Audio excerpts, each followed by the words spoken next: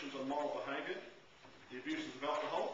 So prohibition, for those who don't know, prohibition is a prohibiting of the sale, manufacture, supply, transportation, etc., of alcohol.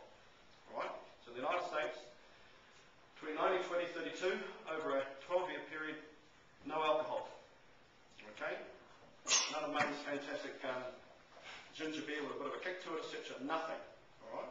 And so the idea was that if you removed alcohol from the scene, then you improved moral behaviour. Alright?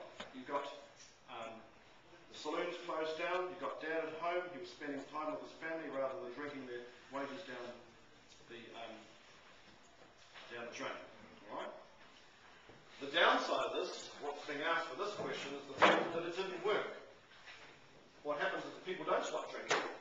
There are more alcoholics in the country at a time when there's no alcohol. Alright? It just puts everything underground. Underground means crime, means criminal. Al Capone. Al Capone makes $60 million in 1927 through gambling, drugs, prostitution, racketeering, and alcohol.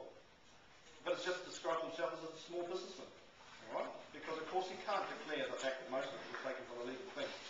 So there's a time of crime, there's a time of people enjoying themselves, but forcing what you and I would call a modest behaviour, having a drink at the end of the day, making it into a criminal activity.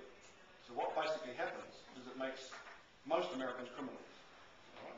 And so if we accept that prohibition was to apply restrictions, how is it that organised crime could expand in an unrestricted way during the Prohibition era?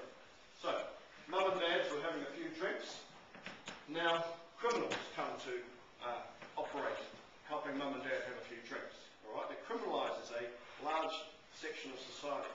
Okay? And so this question is asking you to look at prohibition, what it was about, why it didn't work, and also what part criminals played in.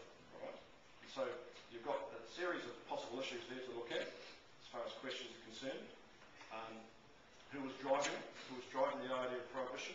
We almost had prohibition in New Zealand at the same time. There was a time when people were linking very, very closely immoral behaviour, drunkenness, prostitution, vagrancy, back to the demon drink.